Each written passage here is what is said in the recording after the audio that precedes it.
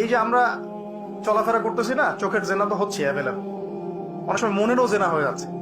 মনে খারাপ চিন্তা চলে আসতে পারে না, দেখবেন মনের নূরটা নষ্ট হয়ে যায়। তখন আপনার ইমানের ওই তেজটা কাজ করে না। ভালো করে খেয়াল করে দেখবেন, যখন মনের মধ্যে এই নূরটা নষ্ট হয়ে যায়, কিছু একটা নগ্ন মেয়েকে দেখে ফেলছেন বা একটা মেয়েকে দেখে আপনার অ্যাট্রাকশন তৈরি হয়ে গেছে, হতে পারে, হতে পারে, আমরা তো ফেরেশতা না, হতেই পারে। তখন দেখবেন মনের মধ্যে নূরটা নষ্ট হয়ে যায়। ওই সময় আপনি কিন্তু এই ইমানের এই জজবাটা শো করতে পারবেন না। তখন নবী সাল্লাল্লাহু আলাইহি ওয়াসাল্লাম বলেছেন, তখন যদি বাসায় স্ত্রী থাকে, তোমরা স্ত্রীর কাছে চলে যাবা, নিজের প্রয়োজন মিটাই নিবা, তাহলে এই শয়তানি মন থেকে চলে যাবে। এখন তো বিয়ে কঠিন, এটা মিটাবে কিভাবে? অনলাইনে ঢুকলেই দেখবেন আপনি নগ্নতা নগ্নতা নগ্নতা। এই ছেলে পেলে আমাদের সাথে যারা ঢাকায় থাকে, এরা যাতে আরো জানে কি আছে ওখানে, কি হয়।